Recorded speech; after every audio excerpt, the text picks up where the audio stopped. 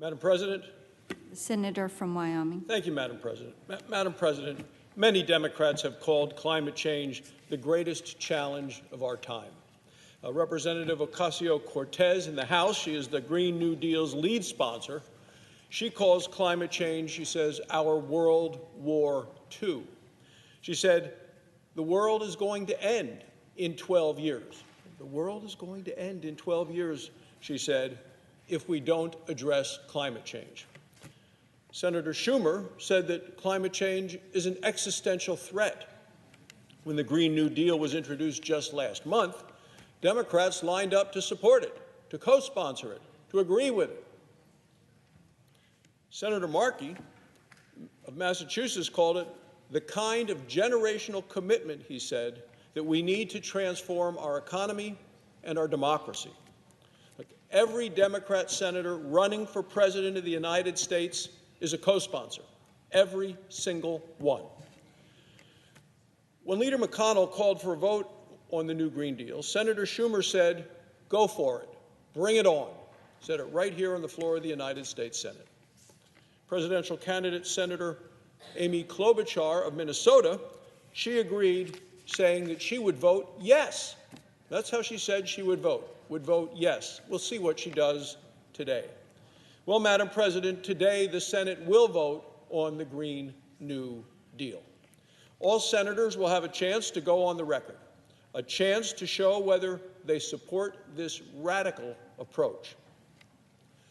But it sounds like rather than voting for the Green New Deal that they introduced and they co-sponsored, it sounds like some Democrats are trying to run away from a vote on something that they have previously embraced. If so many Democrat Party leaders support the Green New Deal, why aren't they willing to vote for it and stand up behind it today? The answer is obvious. The Democrats are ducking the vote. But why? Well, the answer is pretty simple, Madam President. The Green New Deal is unaffordable, it is unworkable, and it is unpopular. When you add up all of the costs and the 10-year price tag of $93 trillion, that's enough to bankrupt America. The cost is astronomical. It would hit every American really hard, about $65,000 per family per year. That would empty just about every bank account in America. And I believe it would drive a stake right through the heart of our strong and healthy and growing economy. The Green New Deal would massively increase the role of government in our lives and the size of government, the expense of government. Madam President, let's be honest, the climate is changing. It continues to change. It requires a serious response. A serious response. The Green New Deal is not that response. This plan would eliminate fossil fuels. It would require 100% renewable energy, carbon-free energy, in just 10 years. Well, the goal is to meet all of our energy demands in the United States through, quote, clean, renewable, and zero-emission energy sources. Well, we need more renewable energy. But the goal of going from where we are to where they want to be is absolutely impossible in the period of time outlined. Robert Bloom from the North American Electric Reliability Corporation wrote in the Wall Street Journal saying, quote, an all-renewable power grid is destined to collapse. America can't tolerate a collapsed power grid. Plus, it wouldn't solve the problem. Turning off America's economy won't lower global emissions. America is leading the way in reducing emissions. Reducing emissions. Since 2007, U.S. energy emissions have fallen by 14%, while global emissions continue to rise. In 2017, the United States produced just 13% of global emissions. China and India together, over 33%. So emissions are going to continue to climb until these countries take action. Emissions in the United States continues to decline. Shutting down our energy would also harm American workers. That's why major labor unions oppose the Green New Deal.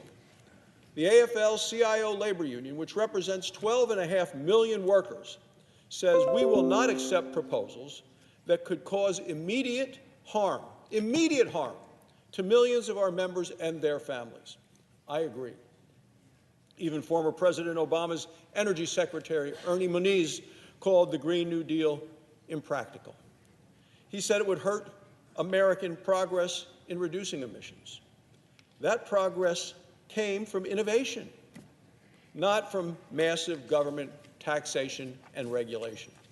So Congress must continue to support technologies like nuclear power and carbon capture and utilization, things that we know make a difference.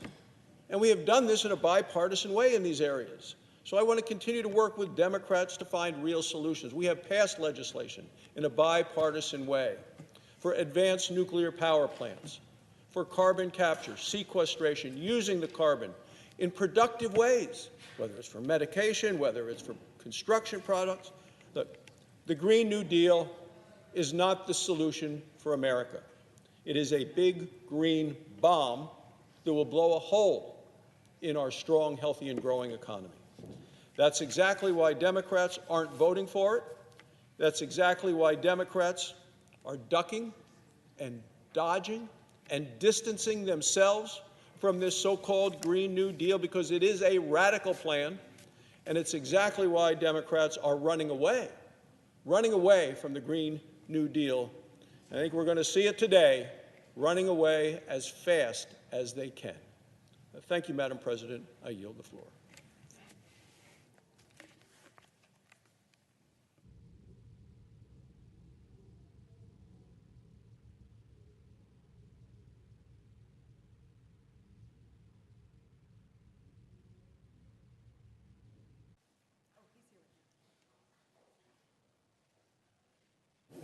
Madam President, The senator from New would York. my friend from Wyoming who mentioned my name yield for a question or three?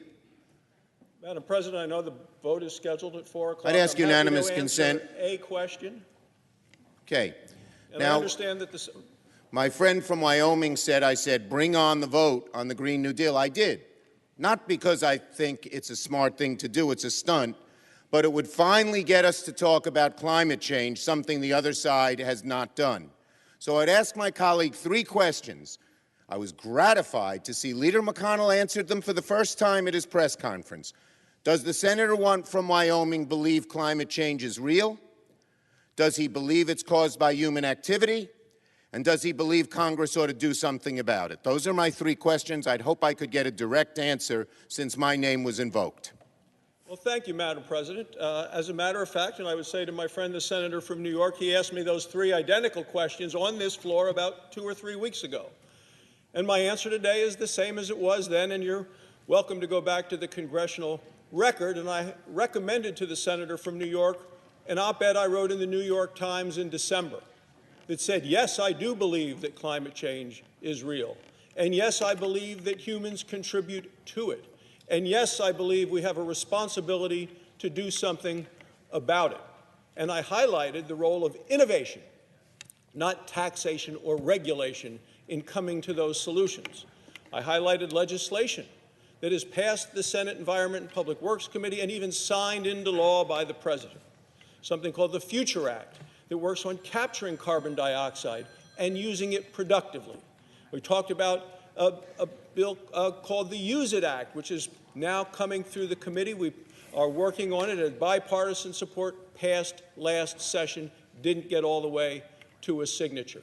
We talked about the future of nuclear power, the advanced nuclear power plans that are being done, and we've paved the way for the Nuclear Regulatory Commission to do things because nuclear power has zero emissions.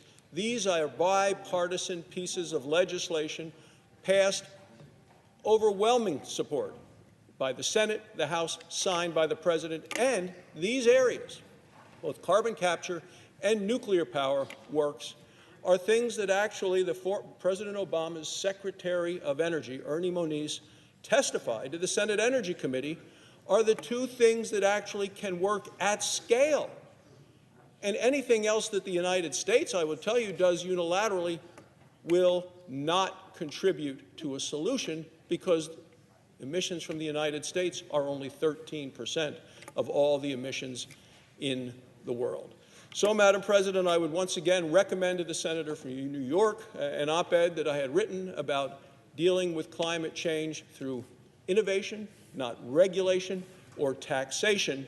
And I hope in that way that I have answered the senator's 3 questions. I would say to the senator from New York that if he is actually serious about discussing climate change on the floor of the United States Senate and looking for solutions, then what he ought to do today is instruct his members that I believe he may have instructed to vote present, to vote to get on the bill, to get on this to discuss it, to debate it.